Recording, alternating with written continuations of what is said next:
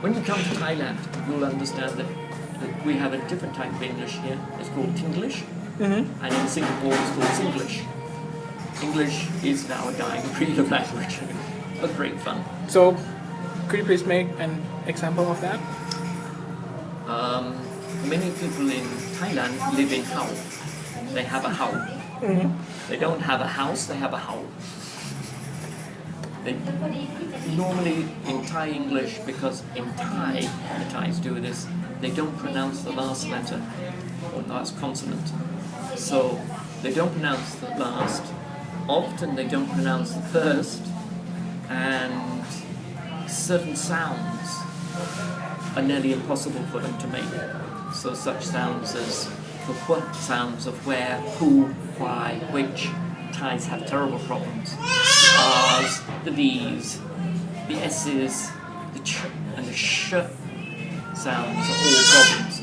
So when travellers come to Thailand, if it's your first time to travel, it can be very difficult to understand what they're saying because of the difference in pronunciation. But if you talk to them and if you point to things and if you smile a lot, never get angry because they're trying their best, then eventually you'll be fine and people will help you. Any tips? Any tips? Tips traveling through Thailand? Tips? Be happy, be relaxed, try to be calm. If something difficult happens, it will always sort itself out. If people overcharge you, somebody later on will undercharge you. Everything works out, it balances here. You'll meet a nasty person, then you'll meet a nice person. The only thing you should be really aware of is other travellers. Thais are not the problem, it's the other travellers are the problem. So you should always be aware that these people are not your best friends, you've only just met them, and you probably won't see them for very long. So just make sure you treat them as you would people in your own country that you don't know very well. Don't believe everything everybody says.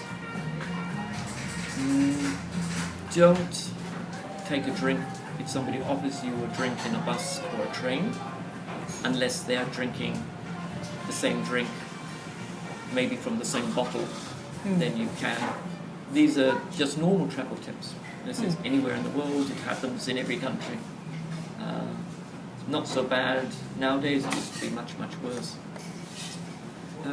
What else to do? Don't take too much money out with you.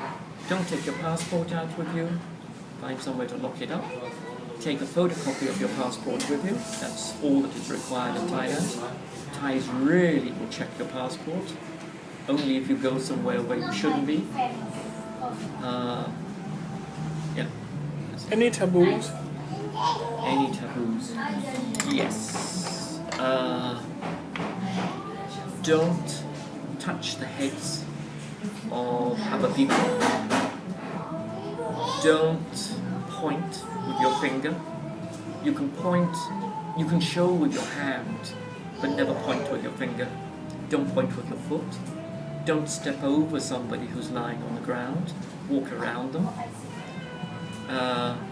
Take off your shoes before you enter a temple or somebody's house, unless they tell you you don't have to. Don't speak ill. Don't say bad things about the culture or the religion or anything to do with the government or anybody who is respected by the Thai people. If you don't like that, you will make enemies very fast. If you have problems with anybody, always smile. If you smile, the problem normally disappears. If you can why, if you know how to why, which is a little bit like praying, but raise your hands up higher. If you raise them higher than your nose, if you've done something wrong, normally Thais will forgive you and the problem will disappear. Because they know you're a foreigner and they know that you made a mistake if you why them in this way. Try not to walk around Chiang Mai if you're a man without a shirt. People don't like it. It's not nice. You'll never see Thais doing this. If you do see a Thai doing this, it means the Thai is probably insane or a beggar. But normally the beggars have to be insane to do this, and it's accepted because they're not really here. But if a foreigner does it, they consider you extremely low class. Pretty well go. It's okay. Okay. So could you please suggest the audience about our website again? Yes. Our website is Chiang Mai Solo Travel or Traveler. Okay.